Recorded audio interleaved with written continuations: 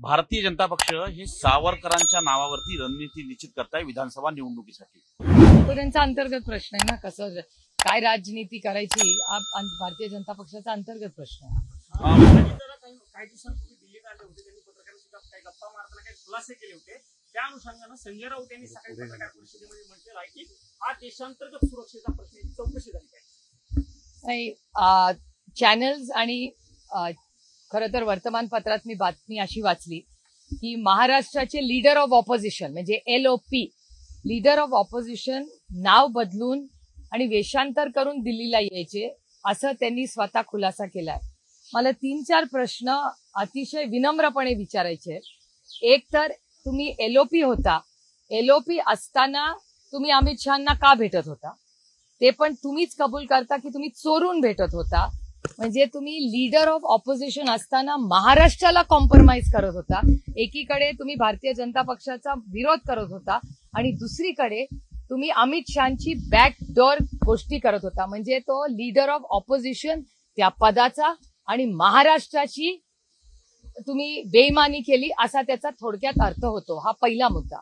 दुसरा मुद्दा, ते तुमच्या चॅनल कडून असं आलं, खरं खोटं मला माहिती नाही, की ते सातत्याने नाव बदलून येत होते. हा या देशामध्ये नॅशनल सिक्युरिटीचा इश्यू आहे. आपल्यासारखे लोक किंवा तुम्ही सगळे, तुमचा कॅमेरामॅन जर उद्या मुंबईला जायला निघाला, त्याला आधार कार्ड लागतं. त्याला दुसरं नाव घेऊन जाता येईल का एअरपोर्टला? तर नाही. पण एका राज्याचा लीडर ऑफ ऑपोजिशन नाव बदलून बुकिंग करतो. एअरपोर्टला जेव्हा जातो तेव्हा त्याचं आधार कार्ड त्या नावाला मॅच होतं का? मग उद्या अजित पवारांनी असं केलं, उद्या कुठला तरी टेररिस्ट असं करेल, तो नाव बदलून येईल. याची जबाबदारी कोण घेणार? It is a national security issue. Mumbai आणि दिल्ली एअरपोर्टची चौकशी झाली पाहिजे की अजित पवार वेश आणि नाव बदलून एअरलाईनचीही चौकशी झाली पाहिजे. एअरलाईननी कसं काय अलाव केलं ज्या माणसाला तुम्ही ओळखत नाही? आम्ही जेव्हा जातो तेव्हा एअरलाईननी सातत्याने आमचं कार्ड देतात. तुमचं नाही विचारत, आमचं तरी विचारतात आधार कार्ड. आम्ही दाखवतो आमचं आधार कार्ड, तेव्हा आमचं चेक इन होतं, तेव्हा आम्हाला आत विमानात बसता येतं. त्याच्यामुळे नाव बदलून वेश बदलून एअरलाईनची चौकशी झाली पाहिजे, एअरपोर्टची चौकशी झाली पाहिजे आणि सिव्हिल एव्हिएशन मंत्रालयाने ह्याचं उत्तर दिलं पाहिजे की एवढा मोठा लॅप्स झालाच कसा. हा आज अजित पवार अमित शहांना भेटायला येत होते, उद्या कुठली तरी टेररिस्ट येईल, त्याची जबाबदारी कोण घेणार? एवढा लॅप्स आहे. सगळ्यांची कुटुंब या विमानांनी फिरतात, काहीच अकाउंटेबिलिटी नाही या देशामध्ये. आणि माझा एक प्रश्न आहे की अजित पवार असे चोरून का अमित शहांना भेटायला येत होते? असं काय शिजत होतं? म्हणजे चोरून भेटायची आणि तुमच्याच ह्याच्यात आलंय की 10 वेळा आले. आणि गंमत अशी आहे की 2 जुलैला अजित पवारांनी शपथ घेतली, त्याच्या 5 दिवस आधी मध्य प्रदेशमध्ये माननीय आदरणीय प्रधानमंत्र्यांनी एक भ्रष्टाचाराचा बँकेचा आरोप त्यांच्यावर केला. म्हणजे एकीकडे 5 दिवस आधी माननीय प्रधानमंत्री अजित पवारांनी त्यांच्या काही सहकार्यांवर आरोप करत होते आणि दुसरीकडे त्याच्या आधी 10 वेळा, हा तुमचाच शब्द आहे माझा नाही, 10 वेळा अमित शहांना अजित पवार भेटत होते. म्हणजे एकीकडे प्रधानमंत्री भ्रष्टाचाराचे आरोप करत होते आणि दुसऱ्या बाजूला अमित शहाजी नेगोशिएट करत होते. न खाऊंगा न खाने दूंगा. मग हे वॉशिंग मशीन नाही झालं. म्हणून तर लोक म्हणतात की भारतीय जनता पार्टी ही भ्रष्ट जुमला पार्टी आहे. ते वॉशिंग मशीन मधून लोकांना आरोप खरे होते का खोटे होते मला माहिती नाही. याचं उत्तर फक्त देवेंद्रजी देऊ शकतात, कारण का आरोप देवेंद्रजींनी आणि माननीय प्रधानमंत्र्यांनी केले. संसदेमध्ये केली जाणार आहे. याच्यामध्ये शरद पवार साहेबांनी देखील आम्हाला सांगितलं होतं आणि ते देखील सहभागी होते. आता ते सहभागी होत नाही भाजपसोबत येण्यासाठी. एकंदरीत अजित पवार एकटेच निगोशिएट करत होते हे स्पष्ट होत आहे. म्हणजे पवारांचं नाव चर्चेसाठी सहभागी आहे असं वारंवार बोललं जातं. शरद पवार हे चर्चेत सहभागी होते पण शेवटी त्यांनी पायमागे घेतली अशी चर्चा होत होती. आता तुमच्या प्रश्नातच माझं उत्तर आहे ना. जर पवार साहेबांना माहिती होतं तर मग 10 वेळा चोरून यायची गरजच नव्हती. ते दिल्लीत विमानात ऑफिशियली ताट मानेनी अजित पवार नावून बुकिंग करू शकले असते. कशाला दिल्लीला चालला? जनपथला चालले. What is the problem? त्यांच्या काकाचं तर घर होतं. दिल्लीला चोरून येण्यासारखं काय कारण? आणि दिल्लीला काय फक्त एकटे शरद पवार राहत नाही, बरेच लोक राहतात. कुणालाही भेटायला येऊ शकत होते. मोठे लेखक राहतात, मोठे पत्रकार राहतात. त्याच्यात काय दिल्लीमध्ये यायला चोरी कुठली? संसदेमध्ये चौकशी करण्याची मागणी करणार आहात? जरूर. मी सिव्हिल एव्हिएशन मंत्र्यांना जरूर विचारणार आहे की सिक्युरिटी लॅब्स याचं उत्तर आम्हाला सिव्हिल एव्हिएशन मंत्रालयाने द्यावं. एअरलाईननी द्यावं आणि एअरपोर्टनी द्यावं. आज हे अजित पवार आहेत, त्यांच्या पॉलिटिकल स्वार्थासाठी त्यांनी नाव बदललं, पण हे आपले संस्कार आहेत. पुढची पिढी काय समजेल की या राज्याचा लीडर ऑफ ऑपोजिशन जो आज डेप्युटी चीफ मिनिस्टर आहे तो नाव बदलून जातो. पुढच्या पिढीला काय तुम्ही संस्कार करणार? हे महाराष्ट्राचं आणि भारताचं राजकारण आहे की या देशाच्या होम मिनिस्टर, ज्या होम मिनिस्टरला जे या देशात नियम कायदे लावतात त्या होम मिनिस्टरलाच भेटायला तुम्ही असं करून जाता, नाव बदलून जाता, चुकीचं बुकिंग करता. हे संस्कार आणि हा नियम कायदा, हा देश संविधानाने चालतो. संविधानाच्या चौकटीत ह्याला जागा नाही. सुप्रिया सुळे यांना मुख्यमंत्र्यांचा चेहरा बनवण्यासाठी पवारांच्या इशाऱ्यावर देशमुख ठाकरेंना टार्गेट करताय अशी खूप चर्चा सुरू झालेली आहे. आता चर्चेली लोकशाही आहे, जो मर्जी बोलो.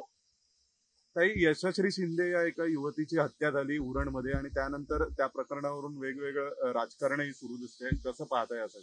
एकतर महाराष्ट्रात भारतीय जनता पक्षाचं सरकार आल्यापासून भ्रष्टाचार वाढलाय आणि डेटा सांगतो क्राईमही वाढलाय. पुण्यामध्येच उदाहरण बघा, सगळ्यात जास्त म्हणजे कालच तुमच्या चॅनलवर बघितलं कोयता गँग पोर्शचा ऍक्सिडेंट असेल, त्याच्यात बदलणारे ब्लड रिपोर्ट्स असतील, महिलांवरचे अत्याचार असतील. त्याच नवी मुंबईमध्ये काल मला वाटतं कुठल्या तरी दागिन्याच्या दुकानात मोठी चोरी झालेली आहे. क्राईम हा माझा डेटा नाही आहे, हा ज्या होम मिनिस्टरांना अजित पवार खोटं नाव आणि वेश बदलूनच भेटायला आले होते त्याच होम मिनिस्ट्रीचा डेटा आहे की महाराष्ट्रामध्ये क्राईम वाढलेला आहे. केंद्रातही त्यांचं सरकार आहे, राज्यातही त्यांचं सरकार आहे. याचं उत्तर तुम्हाला त्यांना विचारायला पाहिजे, कारण का data speaks louder than words. Data सांगतोय की महाराष्ट्रामध्ये क्राईम वाढलाय. त्याच्यामुळे हे जी उरणची घटना ही अतिशय दुर्दैवी आहे. अशी घटना देशात कुठेच घडू नये आणि ती सातत्याने आपल्या महाराष्ट्रात घडते. हे महाराष्ट्राचं आणि आपलं सगळ्यांचं दुर्दैव आहे आणि complete failure of home ministry and government. गेल्या काही दिवसापासून अनिल देशमुख दररोज पत्रकार परिषद घेत आहे. ते काही लोकांना निशाणा करताय. ते फडणवीसांना निशाणा करताय की ठाकरेंना निशाणा करताय? ते निशाणा कुणालाही करत नाहीयेत, ते सत्य बोलतायत. निशाणा कुणावरच नाहीये. तो गैरसमज नसावे. दुर्दैव आहे की या देशात खरं बोललं की या तुम्हाला असं वाटतं टार्गेट करतायत. जे खोटे करून काय काय उद्योग करतायत त्याचा प्रश्न विचारायला पाहिजे, कारण का हा सुसंस्कृत देश आहे जो संविधानाने चालतो, कोणाच्या मर्जीने चालत नाही. आम्ही पार्लमेंटमध्ये नियम कायदे बनवतो आणि हा देश त्यांनीच चालला पाहिजे. काही संसदेचं अधिवेशन सुरू आहे, पत्रकार त्या ठिकाणी कव्हरेज करतात, त्यांना एका पिंजऱ्यामध्ये बंद केलंय. या ठिकाणच तुम्ही कव्हरेज करायचं असं सांगण्यात आलेलं आहे. तर एकंदरीत चौथा स्तंभ लोकशाहीमध्ये पत्रकारांना म्हणतात, त्यांना अशा पद्धतीने बंद करण्यात आलं. काल राहुलजींनीही तो विषय मांडला आणि त्यानंतर कालच BSC बिझनेस ऍडवायझरी कमिटी जी असते, ज्याच्यात मीही आहे, भारतीय जनता पक्षाचे अनेक लोक आहेत, गौरव गोगोई जी आहेत, दयानिधी मारन जी आहेत, आम्ही सगळ्यांनीच काल त्याच्यावर सविस्तर चर्चा केली आणि आम्ही सगळ्यांनीच विनंती स्पीकर साहेबांना केलेली आहे की याचा फेरविचार व्हावा. जरूर काय नियम कायदे, हा देश नियम कायद्यांनीच चालतो, नियम कायदे प्रोटोकॉल सगळा पाळावा, पण मीडियाला थोडीशी व्यवस्थित फ्लेक्सिबिलिटी आणि मान सन्मान रिपोर्टिंग करण्यासाठी द्यावा, ही विनंती काल आम्ही BSC मध्ये केली. काल लोकसभा अध्यक्षांनी काल पत्रकारांसोबत चर्चा केली आणि हो, त्यांनी काल म्हटलं म्हणाले ते. की नुकतेच राहुल गांधींसोबत शेतकरी आले होते आणि शेतकऱ्यांनी संसदेच्या परिसरामध्ये काही वक्तव्य केली.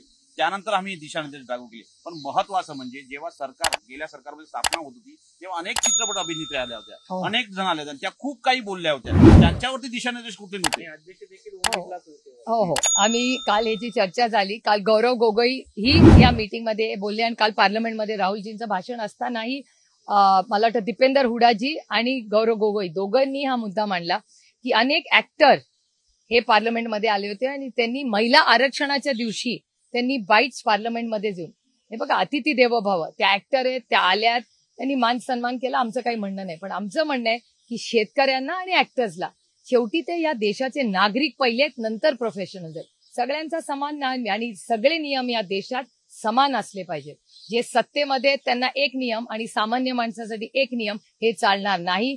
हा देश भारतरत्न डॉक्टर बाबासाहेब आंबेडकरांच्या संविधानानेच चालतो, ज्याच्यात प्रत्येक व्यक्ती समान आहे. लोकसभेमध्ये जे राज ठाकरे महायुतीसोबत होते, त्या राज ठाकरेंनी आता एकला चलो का नारा दिलेला आहे आणि त्यानंतर राज ठाकरेंनी सगळ्याच पक्षांवरती टीका करायची होती. काल त्यांनी पुण्यात असं म्हटलं की पुण्यात दादा नसताना पुढे आला असतं. राज ठाकरेंच्या अशा विधानांकडे कसं बघतात? म्हणजे हे बघा, ही लोकशाही आहे, प्रत्येकाला बोलायचा अधिकार आहे. त्यामुळे काय फार प्रत्येक स्टेटमेंटला आपलं एक मत असलंच पाहिजे, आग्रह कशाला. आणि आम्ही सगळे जे त्या भागातले लोकप्रतिनिधी आहोत त्यांनी मागच्या आठवड्यात आम्ही तिथे जाऊन दौरा, मी असेल, अमोल दादा असतील, आम्ही जाऊन कलेक्टर, कमिशनर यांच्या गाठीभेटी घेतल्या आहेत, तिथे जाऊन दौरे केलेले आहेत. आमचे सगळे सहकारी पदाधिकारी धावून तिथे मदतीला गेलेत. मी स्वतः मोहोळांशीही बोललेले, जरी ते तिथले वेगळ्या विचाराच्या पक्षाचे खासदार असले तरी आज ते केंद्रात मंत्री आहेत. त्यांच्याशीही सविस्तर मदत करून आम्ही कुठलंही पुण्याच्या पुरामध्ये राजकारण आणणार नाही. आता लोकांना मदतीची गरज आहे, त्याच्यात लक्ष घालून. पण जे लॅप्सेस आहेत त्याबद्दल महाराष्ट्र सरकार आणि पुण्याच्या प्रशासनाला उत्तर द्यावंच लागेल. कारण का मी त्याची इन्क्वायरी मागितलेली आहे की जेव्हा पाणी सोडलं खडकवासला धरणातून तेव्हा लोकांना सांगण्यात का नाही आलं.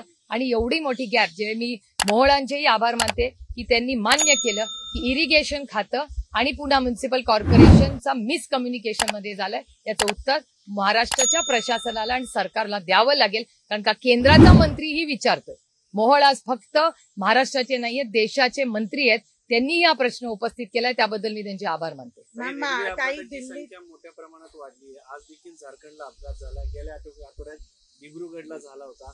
आपल्या रेल्वे अपघातांची दिवसेंदिवस संख्या वाढत आहे. या सुरक्षेच्या मुद्द्यावरून तुम्ही काय बोलला? नाही, रेल्वेवर डिस्कशन आहे. योगायोगाने आजच ते सुरू होणार आहे. आणि अनेक वेळा आमचं म्हणणं आहे की तुम्ही फंडिंग बद्दल बोलता. ती कुठली मोठी ट्रेन त्यांनी सुरू केली आहे, वंदे भारत. तर ते वंदे भारतचे कोचेस मोठे मोठे व्हायला लागलेत, पण जर सुरक्षितता त्याच्यात नसेल तर काय उपयोग त्या वंदे भारतचा. आणि ते बुलेट ट्रेनचं तर ऐकून ऐकून आम्ही थकून गेलो. कोणी मागत पण नाहीये ती बुलेट ट्रेन. ती आपलं महाराष्ट्राच्या उगाच खर्च करून लोन घेऊन ते खापर कारण नसताना महाराष्ट्रावर देत आहे. ती बुलेट ट्रेन करण्याच्या ऐवजी आमच्या निलेश लंके कधीपासून आंदोलन करतायत, त्या दुधाला आणि कांद्याला भाव दिला तर महाराष्ट्र जास्त आनंदी होईल त्या बुलेट ट्रेनपेक्षा. मॅम, दिल्लीत ओल्ड राजेंद्र नगर मध्ये 3 विद्यार्थ्यांचा मृत्यू झाला, त्याच्यानंतरच काल बुलडोझर चालवले गेले. किती हे फ्युचर आहेत देशाचे आणि तेच स्वतः प्रश्न चिन्हामध्ये त्यांचं फ्युचर. नाही, अर्बन प्लॅनिंग मध्ये स्मार्ट सिटी नावाचा जो एवढा मोठा उपक्रम केंद्र सरकारने सुरू केला. मला आठवतं व्यंकय्याजी जेव्हा युडी मिनिस्टर होते तेव्हा स्मार्ट सिटी म्हणून एक खूप चांगला कॉन्सेप्ट व्यंकय्याजीने आणला होता. पण या सरकारने 10 वर्षात काय केलं? पुणे खोटे स्मार्ट झालं का दिल्ली कुठलं शहर स्मार्ट झालं मला सांगा. पण त्यात काही महाराष्ट्राचे पण विद्यार्थी हजारोंमध्ये तिथे ओल्ड राजेंद्र सगळेच नगरमध्ये राहतात. शिकतात आणि तर तुम्ही भेटायला जाणार? हो, अर्थातच आम्ही माहिती त्याची कालच घेतलेली आहे. काल आम्ही युडी मंत्र्यांशीही बोललो की नक्की ह्याचं काय प्लॅनिंग आहे. आम आदमी पक्षाशीही आम्ही कॉन्टॅक्ट केलेला आहे की बाबा ते इथे प्रशासनात आहेत, तर नक्की काय ह्याचं आम्हाला माहिती द्या. संजय सिंगजींची कालही माझं या सविस्तर याबद्दल बोलणं झालं. राज ठाकरे ही तिसरा भिडू ठरण्याची शक्यता आहे, कारण त्याची चर्चा सुरू झालेली आहे. अजित पवार बाहेर पडताय का? राज ठाकरेंचा समावेश महायुतीत होतो का? आता तो त्यांचा अंतर्गत प्रश्न आहे. त्यांच्या घरात थांबो क्यू झाके. आम्ही आमचं अलायन्सचं बघतोय, दुसऱ्यांना ते त्यांचं बघतील. ही लोकशाही आहे. गरजा हिंदुस्तान चॅनलला सबस्क्राईब करा आणि ताज्या घडामोडी जाणून घेण्यासाठी बेल आयकॉनवर प्रेस करा.